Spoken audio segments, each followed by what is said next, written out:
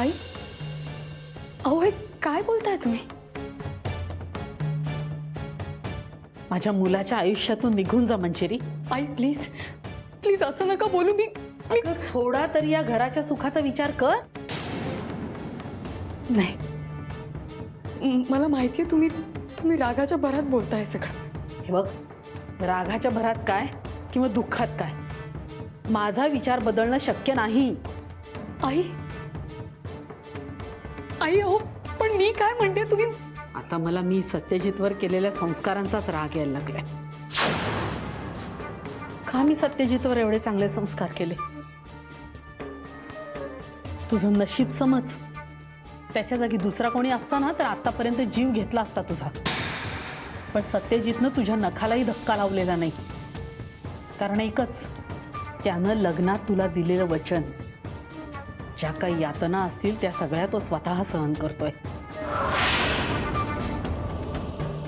तू त्याचा विश्वासघात केला असलास तरीही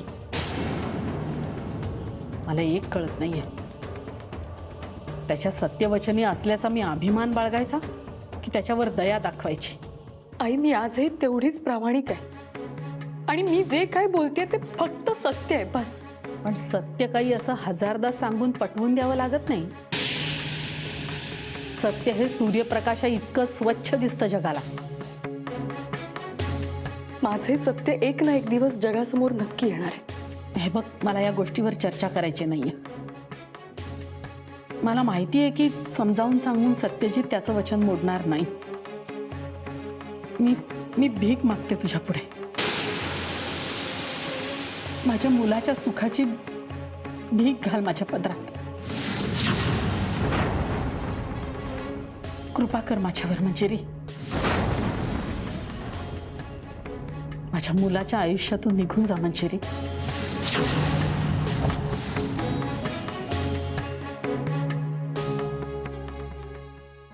तू तुझं सुख बाहेर शोधलंस, पण सत्यजित त्याचं काय? त्याला आयुष्यभरासाठी दुःखाच्या नरकात लोटून जाऊ नकोस. कृपा कर आमच्यावर.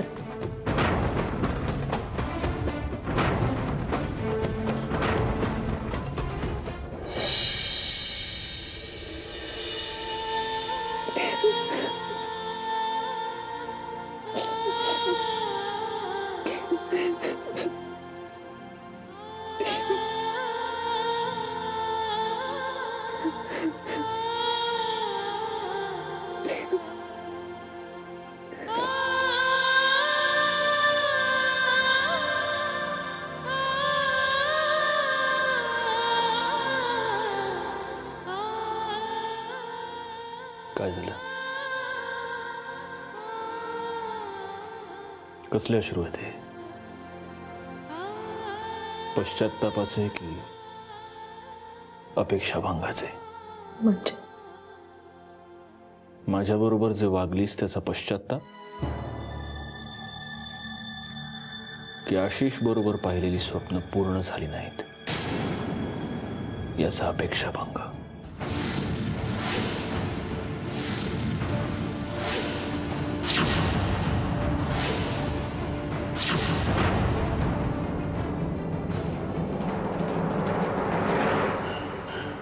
असं कसं होऊ शकतं? आणि मी बघत राहायचं? मला जे हवं होतं, ज्यासाठी मी हे सगळं केलं, आणि आता ते माझ्या हातातून असं निसटून जाताना मी फक्त बघत राहायचं का? मंजिरीने जर सत्यजितची खरंच माफी मागितली तर ते दोघंही एकमेकांसोबत नाही नाही नाही मी फक्त बघत नाही बसू शकत. सांग ना, नेमकं कसलं दुःख आहे? स्वतःच्या नशिबावर दुःख करून काय होणार? मी सुद्धा हल्ली असाच विचार करतो. स्वतःच्या नशिबावर दुःख करून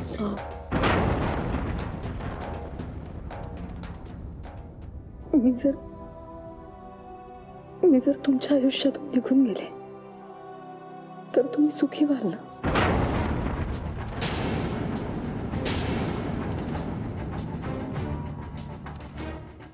कधी सुटला आशिष जेलमधून?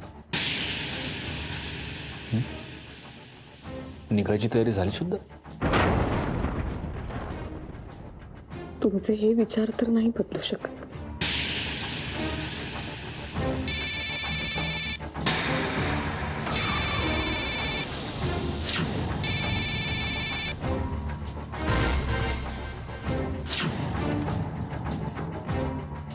फोन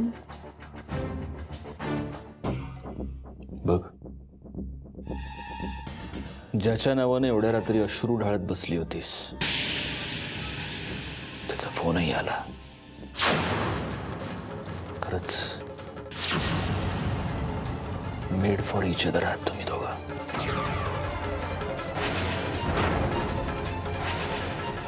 अहो अहो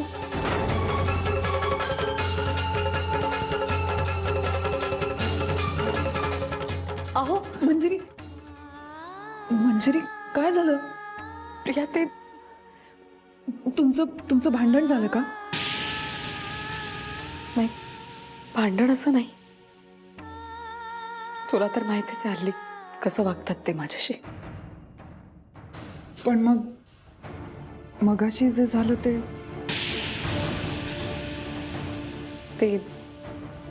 तेवढा पुरतच.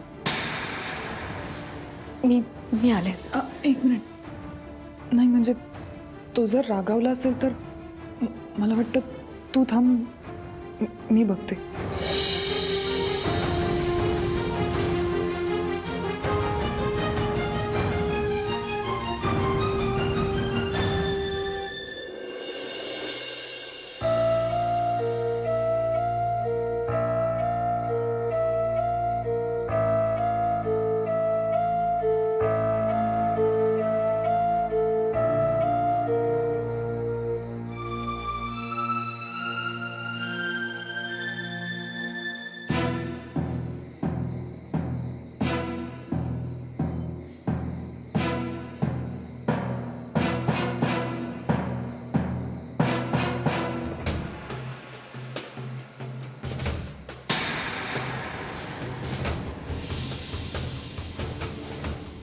उगीच जवळ यायचा प्रयत्न करू नकोस. का? कारण तुला माहितीये प्रिया,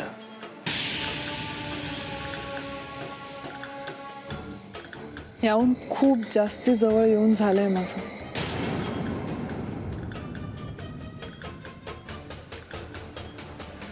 तो एक अपघात होता आणि एकदा झालेले अपघात दुसऱ्यांदा टाळायचे असतात. शक्य झालं तर ते विसरायचे असतात. स्वतःच्या सोयीने किती छान विचार करतोस ना तू. पण सत्यजित, मी हे सगळं विसरीन अशी अपेक्षा प्लीज ठेवू नकोस. माझ्या आयुष्यातला सगळ्यात सुंदर क्षण होता तो. तुझ्यासाठी असेल, माझ्यासाठी नव्हता. किती स्वार्थी आहेस रे तू. मला एकांत मिळाला तर बरं होईल.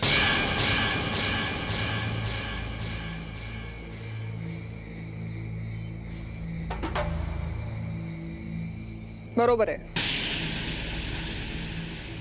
तुला एकांत हवाय म्हटल्यावर तू कशाला कोणाची पर्वा करतोयस, आणि त्यातून माझी. सत्यजित, तुला जेव्हा आधार हवा होता ना, तेव्हा तो तू माझ्यात शोधलास. माझा वापर केलायस तू. डोकं ठिकाणावर आहे का तुझं? हो आहे, म्हणूनच बोलतेय. एखाद्या पुरुषाची बायको जेव्हा त्याला सोडून दुसऱ्या माणसाकडे जाते ना, तेव्हा त्याच्या पुरुषार्थाबद्दल प्रश्न निर्माण होतात. Priya, Priya,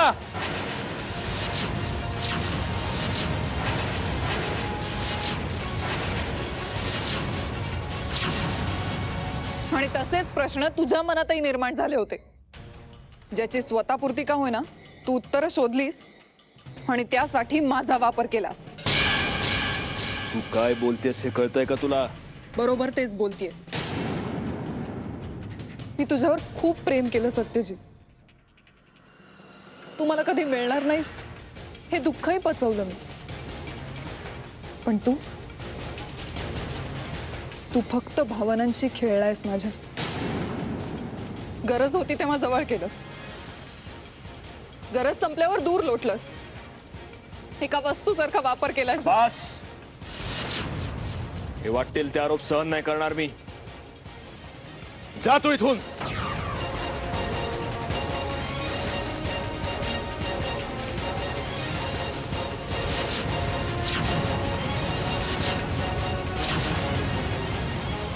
I am sorry to से दिस, पण तू जसं माझ्याशी वागलायस ना, कदाचित त्याची शिक्षा म्हणून मंजिरी सारखी विश्वासघात करणारी बायको मिळाली तुला.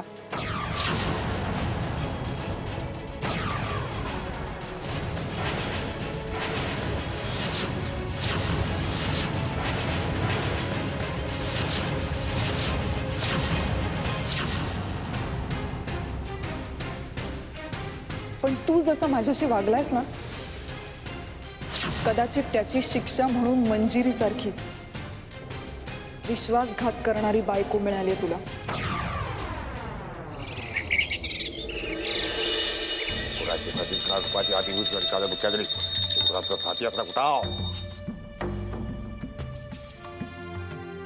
जय तांबडे महाराज. इच्छा जे प्रसाद गोड आहे आणि ह्याच्यासारखीच गोड बातमी दे. पण काय गोड बातमी नाही आहे साहेब. का? कुठं घोडं आणलं? अहो त्या सत्यजीतच्या भावानं भेटायला यायला नकार दिलाय. माझं नाव सांगून दे. होय, तरी बी तू नाही म्हणला. आणि तू सरळ मला सांगायला आला ते नाही म्हणलं असं.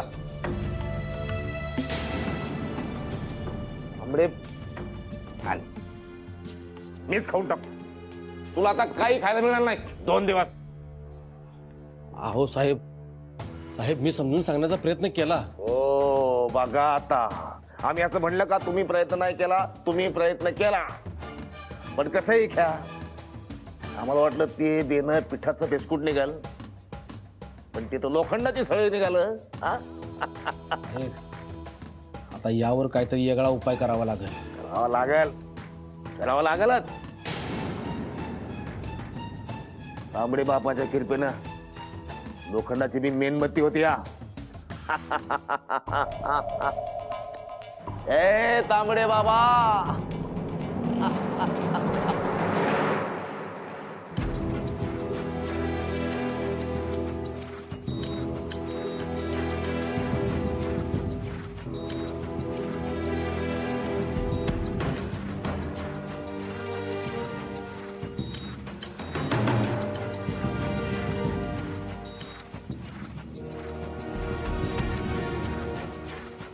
हॅलो, नमस्कार.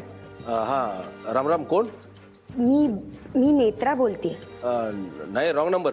नाही, दादा होळकरांचाच नंबर आहे ना हा? नाही, दादा होळकर नाही. त्यांचा मी PA, शिपाई, हमाल समजा मीच आहे. बोला आपण. मी नेत्रा गौरांग मुधोळकर. आले लक्षात? म्हणजे गौरांगची मिसेस. बरोबर ओळखलं ना मी? वा, अगदी बरोबर ओळखलं तुम्ही. ग्रेटच आहात तुम्ही. म्हणजे आता होळकर साहेबांच्याकडे काम करायचं म्हणजे बरोबर आहे. तुम्ही गौरांगला फोन केला होतात ना? हा, म्हणजे तुमच्या मिस्टरांना? हा, तेच. तर मी ऍक्च्युली हे सांगायला फोन केला की ते जरा बिझी असतात ना कामात, त्यामुळे ते भेटायला नाही येऊ शकत तुम्हाला. अरे बापरे, मग आता? नाही, म्हणजे कसं आहे, त्यांच्याऐवजी मी भेटायला आले तर चालेल का? ठीक आहे, मी साहेबांशी बोलतो तसा आणि कळवतो तुम्हाला. ओके.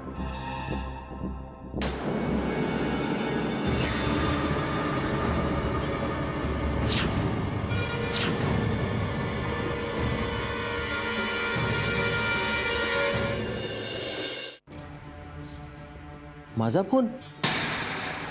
अरे ते नाही, म्हणजे माझ्या फोनवरनं कोणाशी बोलत होतीस? गौरांग, मी बायको आहे ना तुझी. मग मी तुझा फोन हातातही नाही घेऊ शकत का? अगं तुझाच फोन आहे, कर काही. गौरांग मुधोळकर, ऑफिसला जायला उशीर होतोय ना? अजून नाश्ताही करायचा राहिलाय, हो की नाही?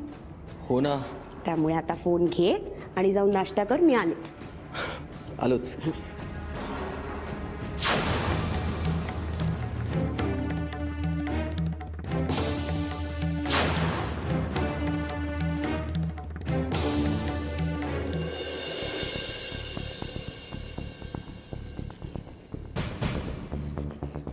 थांब, मी तुझ्याशी काहीतरी बोलले होते मंजिरी.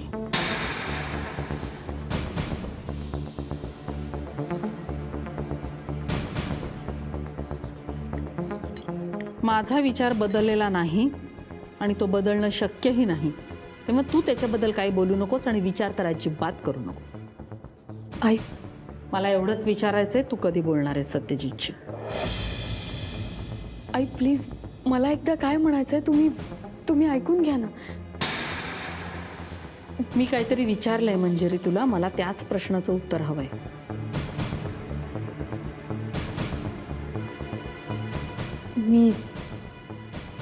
मी नाही बोलले अजून यांच्याशी. बोलावं लागेल तुला. कधी बोलणार आहेस तेवढं सांग. आई प्लीज, मी हात जोडते तुमच्या पुढे. त्याचा काही उपयोग होणार नाहीये. हवं तर जीव मागा माझा. तुमची ही इच्छा पूर्ण करणं माझ्यासाठी जास्त सोपं आहे. पण घटस्फोटाबद्दल माझ्याशी काही बोलू नका. मी तुझा जीव घेऊन काय करणार आहे मंजिरी? उलट मीच तुझ्याकडे मागतेय माझ्या मुलाचा जीव. माझा मुलगा मला पूर्वीसारखा हवाय, सुखात. एवढंच मागतेय मी तुझ्याकडे आणि तुला माझं म्हणणं ऐकावंच लागेल. आई अहो, पण मी काय म्हणते.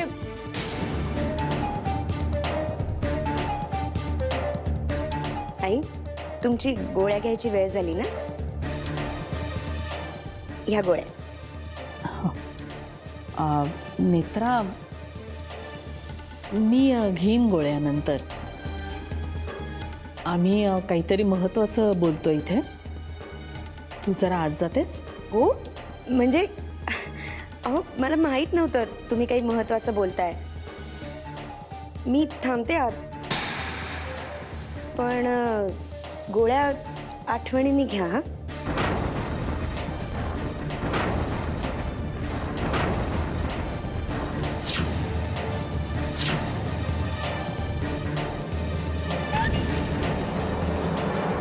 येते मी.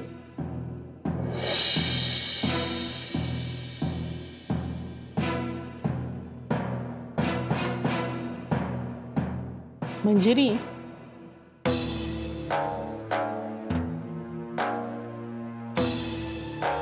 ह्या गोळ्या बघितल्यास? ह्या गोळ्या मला जगण्यासाठी दररोज घ्याव्या लागतात, न चुकता. पूर्वी एकदा गोळ्यांचा डोस चुकला होता, तेव्हा मी स्वर्गाला हात टेकून परत आले होते. आठवतंय ना तुला? तेव्हा आता लक्ष देऊन ऐक. जोपर्यंत तू सत्यजितची घटस्फोटाबद्दल बोलत नाहीस, तोपर्यंत ह्या गोळ्या मी घेणार नाही.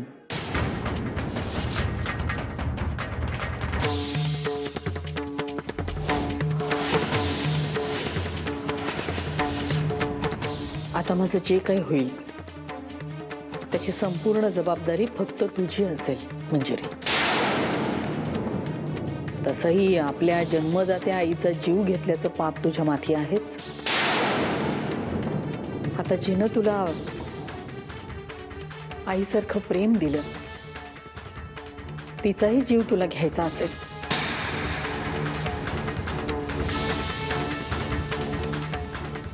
तुझी मर्जी, तुला हवं ते कर.